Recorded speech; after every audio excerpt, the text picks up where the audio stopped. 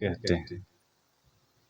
जीवन में और जिंदा रहने में बड़ा फर्क है। एक है जिंदा रहना और एक है जीवन जीना। जो गुरु हमारे जीवन में होते हैं तो हम सिर्फ जिंदा ही नहीं रहते, हम जीवंत भी रहते हैं।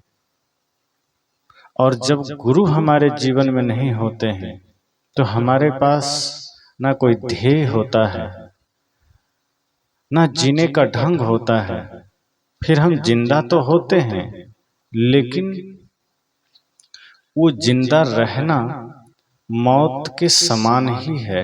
हमारी कोई उपस्थिति, हमारी कोई पहचान इस धरा पर नहीं होती। इसलिए सद्गुरु संतों ने कहा है कि जिसके जीवन में सद्गुरु नहीं है, जिसके जीवन में गुरु नहीं है, वो व्यक्ति फिर यहाँ वहां भटकता है, कोई रास्ता नहीं मिलता। और स्वाभाविक है, छोटे से छोटे कार्य को करने के लिए भी किसी न किसी मार्गदर्शक की आवश्यकता पड़ती है। पारिवारिक जीवन, सामाजिक जीवन, व्यवहारिक जीवन में भी कुछ करना हो तो किसी न किसी सहयोगी, किसी न किसी मार्गदर्शक की आवश्यकता पड़ती है। लेकिन जब भवसागर ही पार होना हो, संसार रूपी सागर को ही पार जाना है, तो सद्गुरु की आवश्यकता तो पड़ेगी ही। एक व्यक्ति ने पूछा कि गुरु की क्या जरूरत है? गुरु के बिना क्या हम भवसागर पार नहीं कर सकते? बुद्ध के भी तो कोई गुरु नहीं थे, कबीर साहब के भी गुरु नहीं थे, तो क्या वो लोग पार नहीं हुए? संत ने कहा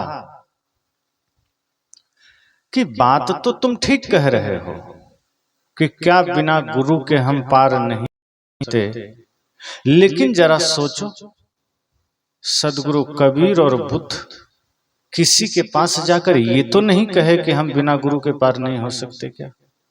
जब तुम्हें इसमें ही कंफ्यूजन है कि तुम पार हो सकते हो कि नहीं, इतनी सी बात पूछने के लिए भी मेरे पास आना पड़ा, तो तुम पार कैसे हो जाओगे?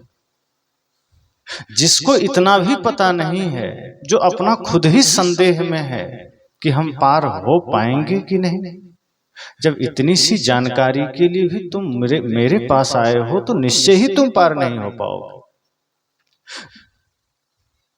कोई कोई होते हैं विरले जो अपने भीतर के ज्ञान को जागृत करते हैं और स्वतः पार हो जाते हैं। लेकिन ये कोई देख करके, कोई सुन करके सोच ले कि मैं भी ऐसा कर लूंगा, संतों ने कहा यह असंभव है। गुरु की आवश्यकता पड़ती है, गुरु की जरूरत हमें है। और यदि अब तक हमने सच्चे गुरु का सानिध्य नहीं पाया है, अब तक हम पर गुरु की कृपा नहीं हुई है, इसका मतलब हमारे जीवन की शुरुआत नहीं हुई।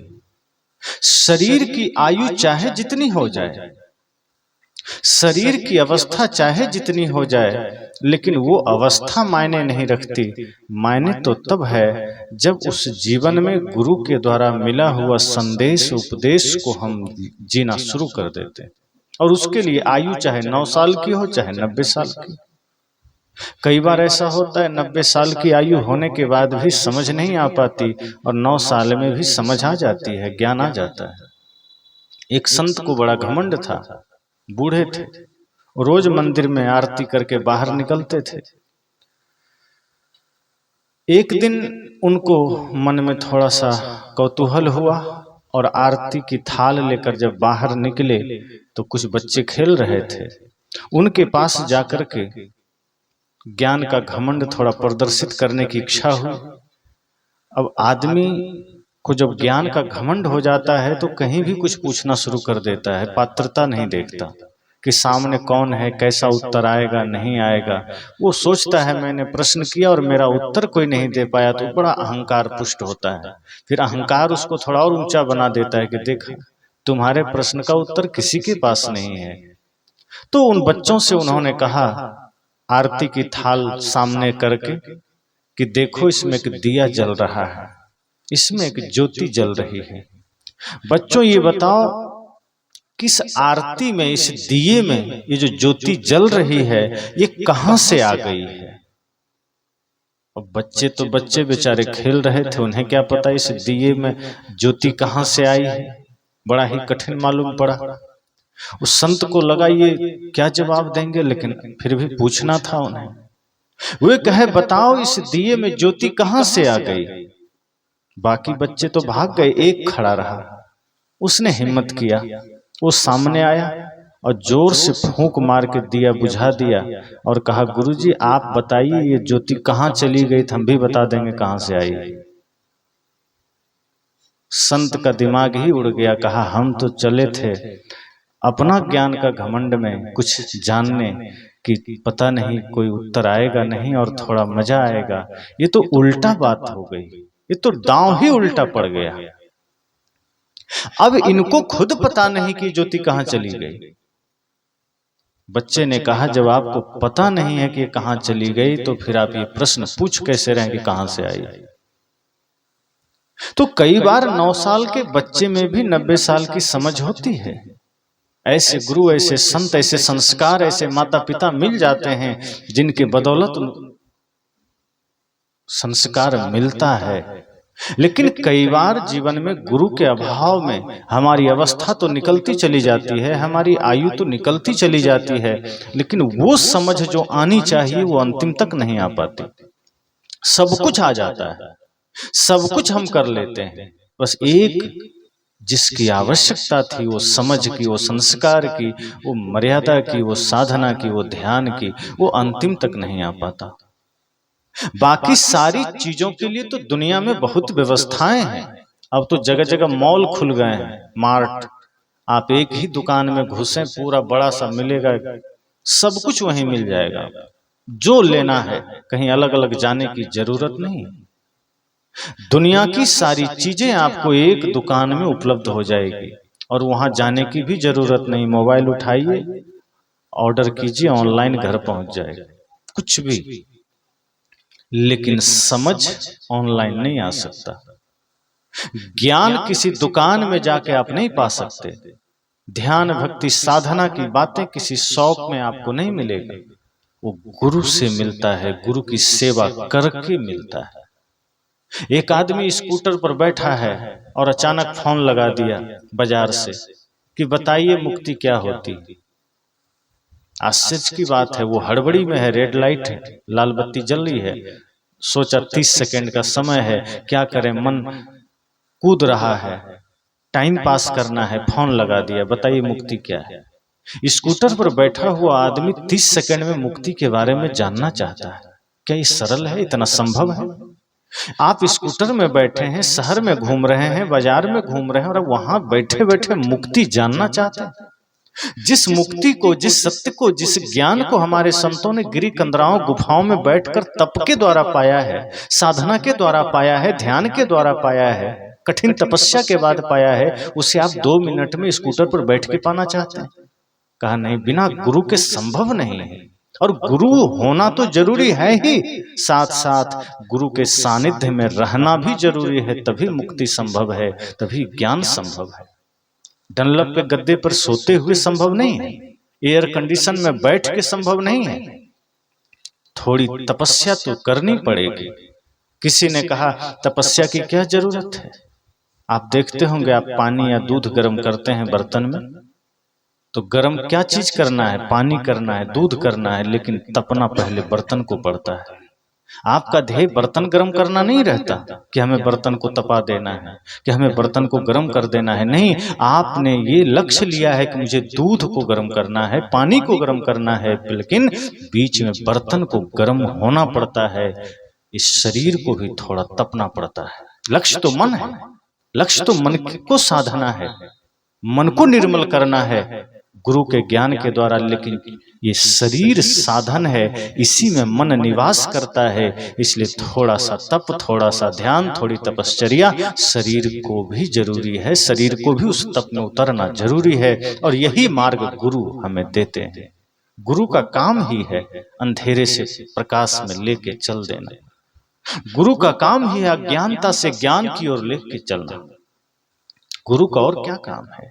उंगली पकड़कर आपको रास्ता बता दिए, गुरु का काम इतना ही है, जैसे आप बाजार में यहाँ से शहर आप जाते हैं, मेन रोड में आप जब जाएंगे तो मेन सड़क में बाएं साइड या दाएं साइड एक पत्थर लगा होता है, उसमें किलोमीटर लिखा होता है, मील का पत्थर। गुरु का काम और उस मील का पत्थर लगभग सेम है। वो पत्थर आपको, अगर आपको राजनांदगांव जाना है तो वो पत्थर राजनांदगांव तो लेके नहीं जाएगा, लेकिन आपको इशारा सही सही करेगा कि आप ठीक मार्ग पर हैं। बस दूरी भी बता रहा है कि यहाँ से 40 या 50 जो भी किलोमीटर होगा, लिखा होगा इतना है, आप इसी में चलते रहें। गुरु भी इतना ही काम करते हैं कि आप ठीक जा रहे हैं, आप सही जा रहे हैं, ऐसे ही ध्यान करते रहें, ऐसे ही साधना करते रहें, ऐसे ही तपस्या करते रहें। आप मुक्ति के मार्ग पर हैं, आप त्याग तप के मार्ग पर हैं। गुरु हमें इतना ही संकेत करते हैं। हम किसी अन्य मार्ग में ना चले जाएं, इसलिए वो मील का पत्थर लगा होता है कि हम देखते हुए जाएं कि हम सही जा रहे हैं। गुरु हमें सिर्फ उतना ही मार्ग बताने के लिए होते हैं कि इशारा कर देते हैं कि चलो ये मार्ग तुम्हारा है। तो गुरु हमें अंधेरे से प्रकाश में लाते हैं। इसलिए तो गुरु की महिमा पूरी सृष्टि में सर्वोपरि है। कहते हैं किसी को भगवान की तलाश हो और ना मिले, चिंता मत करो, गुरु के पास चले जाओ। अगर गुरु के पास आप चले गए, और कोई गुरु भी ऐसा नहीं हो गुरु घंटाल की तरह, सच्चे गुरु होना चाहिए। आज गुरु के नाम पर गुरु घंटाल बहुत हैं, जो सस्ते में मुक्ति का टिकट देते हैं। आप चाहे मांस खाओ, मछली खाओ, मदिरा पियो, माता पिता के साथ झगड़ा करो, भाई से झगड़ा करो, कोई बात नहीं। गुरु कहते हैं मेरे पास टिकट रखा हुआ है, आओ दे देंगे तुमको, सीधे स्वर्ग भेजेंगे। तो ऐसे लोग गुरु नहीं, गुरु घंटाल है। और जो सच्चे गुरु हैं वो आपको तप का रास्ता बताते हैं, ध्यान का रास्ता बताते हैं। जो गुरु आपको कहे कि नाम जप से आप सत्य को पा लेंगे, मुक्ति को पा लेंगे, समझ जाना वो धूर्त है। और जो कहता है कि नहीं, जब तक आप अपने कर्म को सुधारेंगे नहीं, जब तक आप तपस्या में उतरेंगे नहीं, कोई मुक्ति संभव नहीं, समझ जाना ये सच्चे गुरु है। जो आपके मन को निर्मल करने की बात बताएं, जो आपके कर्म को पवित्र करने की बात बताएं, समझ जाना ये सच्चे गुरु हैं। और जो कह दे कि नहीं माता पिता की सेवा जरूरी नहीं है, जो कह दे कि नहीं समाज में सब घट मेरो साइया, सुनी सेज न कोई बलिहारी हुआ घट की जागट प्रकट हो, इस भाव की जरूरत नहीं है। जो कहे कि नहीं किसी में भगवान को देखने की जरूरत नहीं है, जो कहे कि राष्ट्र के प्रति अपनी जिम्मेदारी निभाने की जरूरत नहीं है। गुरु मैं हूं, मेरे शरण में आओ, मुझे भेंट पूजा चढ़ाओ, मैं जो नाम दान देता हूं उसको जपो, मुक्ति मिल जाएगी, समझ जाना एक नंबर का ठग है। और ऐसे गुरु से सावधान भी रहना है, क्योंकि इस धरती पर विचित्र लोग हैं। और आप एक चीज ध्यान देना, असली गुरु से नकली गुरु ज्यादा आपको तड़क भड़क में नजर आएंगे। जो नकली गुरु होंगे उसको देखकर आप कंफ्यूज हो जाएंगे, क्योंकि असली तो असली साधारण होंगे, सिंपल होंगे, सहज होंगे, वो ज्यादा तामझाम नहीं करेंगे। जो नकली गुरु होगा उसका सब कुछ बड़ा ही चमकदार होगा। जो गलत सामान होता है उसकी पैकिंग बहुत अच्छी होती है ताकि लोग जल्दी खरीद लें, लेकिन जो ओरिजिनल सामान है वो जैसे तैसे बाजार में बिकता है, कुछ उसको लोग ज्यादा ध्यान नहीं देता, जिसको लेना है खोज के ले लेगा। लेकिन जो सबसे कचड़ा चीज है, जैसे आप देखेंगे जो सबसे घटिया साबुन है उसका प्रचार के लिए हीरोइन को लगाया जाता है, और उसके द्वारा कहलवाया जाता है कि ये साबुन लगाइए तो त्वचा मखमली हो जाएगा, आदमी तुरंत जाके खरीद लेता है। लेकिन जो सच में ओरिजिनल साबुन है, किसी की प्रचार की जरूरत नहीं, रखा है, जो जानता है वो जाके ले लेता है। जो पारखी है, जो जानकार है, वो उठा लेता है। तो गलत चीजों की पैकिंग सदैव अच्छी होती है। तो असली गुरु से नकली गुरु का चमक आपको ज्यादा नजर आएगा, बाहरी चमक, भीतरी नहीं, बाहरी। आज का गुरु चेला दोनों जटाधारी है, और जिसके पास धन जितना उतना गुरु भारी, एक पद में आया है।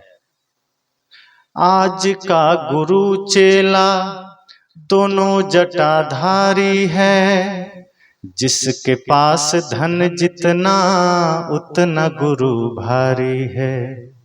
छत्र लगा चांदी का क्या विचित्र लीला है, काल बलि आए तो ना गुरु न चेला है, भीड़ आदमी की है आदमी अकेला है।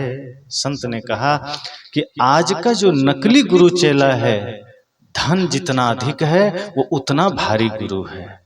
ज्ञान से तुलना अब नहीं होती है, अब होता है किसका कितना धन है, किसका कितना चांदी का छत्र लगा है, किसके पास कितना चेला है, इसी से पहचान होती है। साहब ने कहा नहीं, असली और नकली गुरु की भी पहचान करना। वेश देख मत भूलिए, बूझ लीजिए ज्ञान, बिना कसौटी होत नहीं कंचन की पहचान। क्योंकि वेश तो रावण भी बनाया था ना साधु का, क्योंकि साधु का वेश ऐसा है। अब देखिए इसमें सोचने की बात है, वो अपने वेश में क्यों नहीं गया, वो राजा के वेश में नहीं गया, भिखारी के वेश में नहीं गया, वो साधु का ही वेश क्यों बनाया? क्योंकि इस धरती पर सबसे ज्यादा पवित्र वेश सन्यास का वेश, सबसे ज्यादा भरोसे का वेश सन्यास है।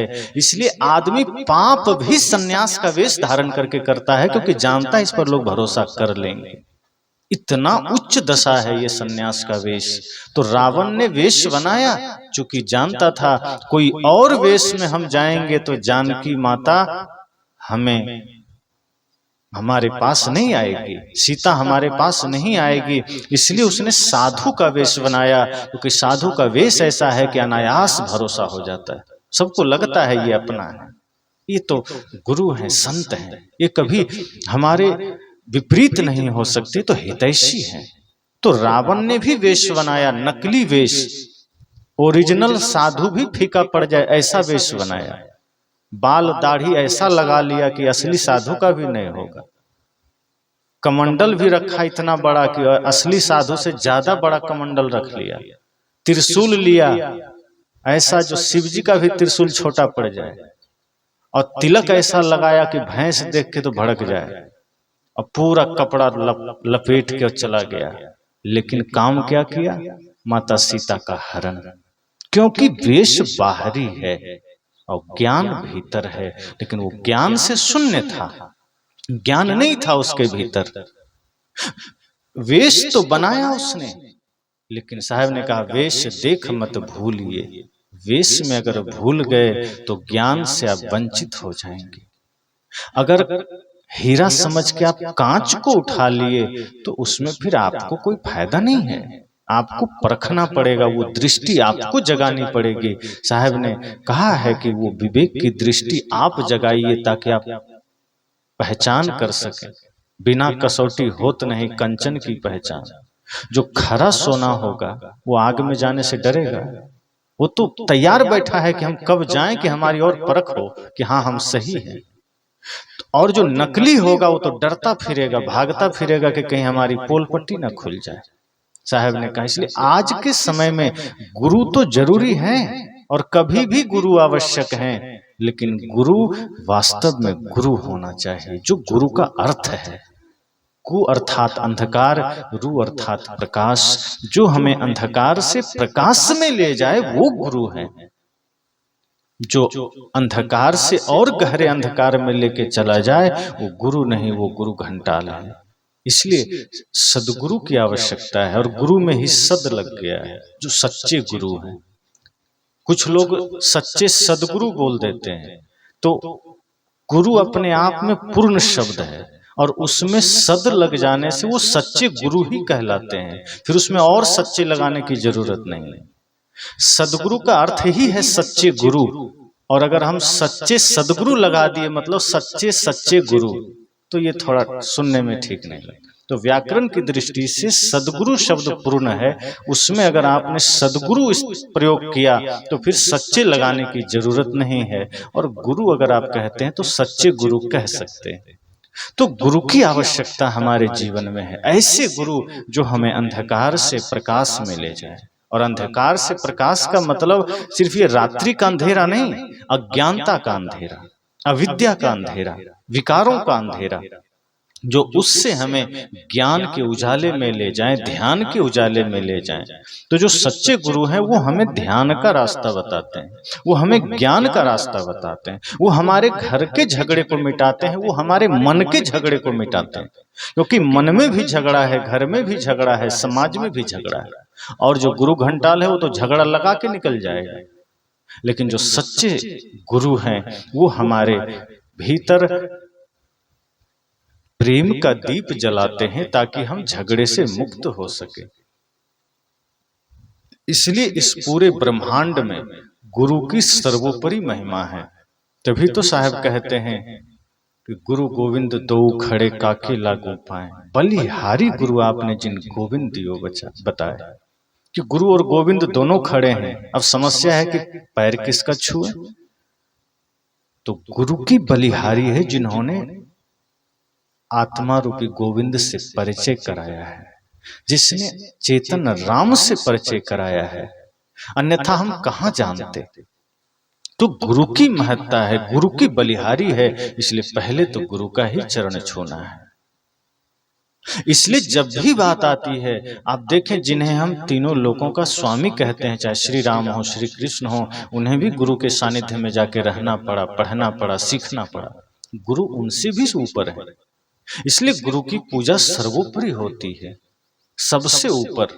जब वशिष्ठ मुनि आते थे तो राम जी खड़े हो जाते थे, राजा थे, सर्वोपरि राजा थे, लेकिन खड़े हो जाते थे, सिंहासन पर बैठाते थे, चरण पखारते थे, चरणामृत लेते थे। ये राम जी की मर्यादा थी गुरु के प्रति, ये उनकी श्रद्धा थी, क्योंकि गुरु सर्वोपरि होते हैं। इसलिए गुरु से बड़ा कोई नहीं है। 7 दीप 9 खंड में गुरु से बड़ा न कोई।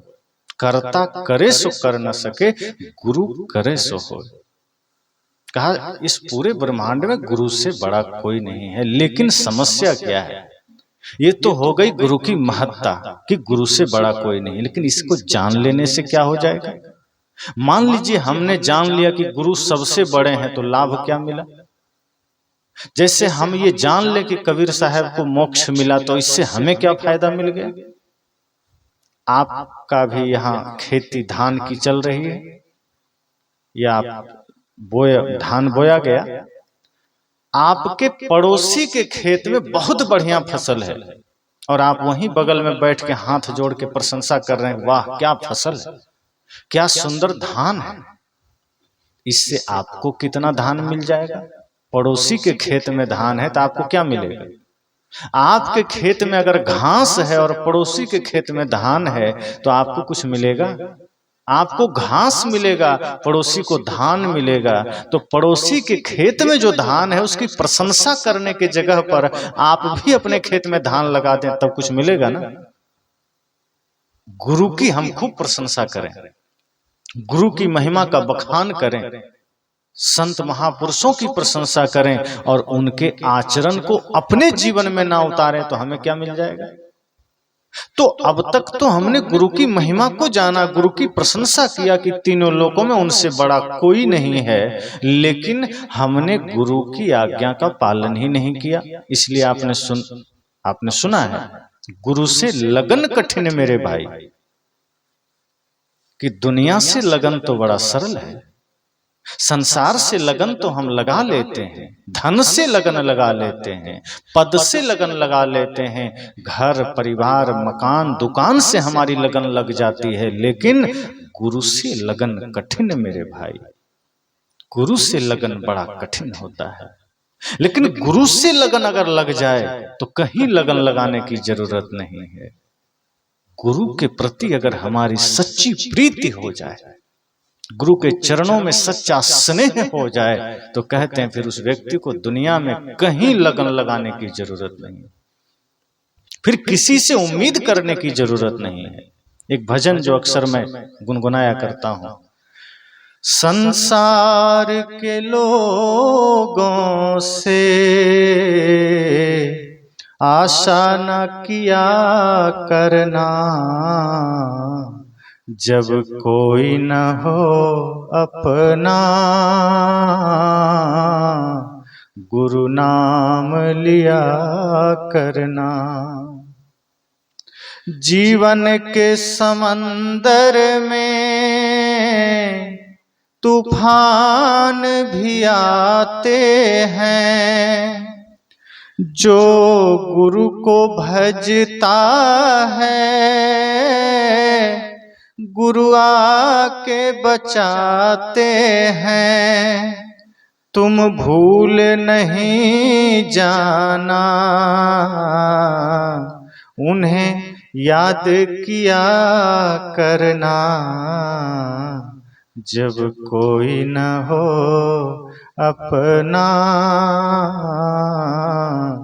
गुरु नाम लिया करना।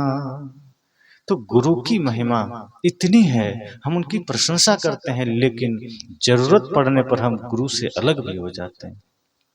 जरूरत पड़ने पर कहते हैं ना, दुख में सुमिरन सब करे, सुख में करे न कोई।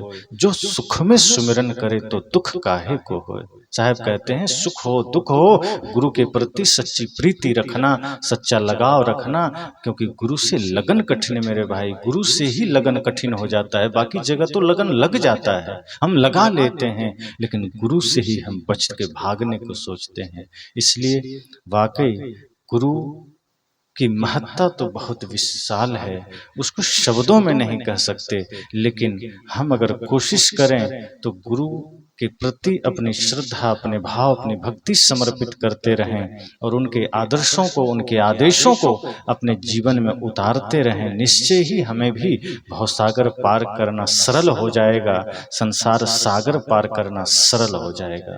बोलिए।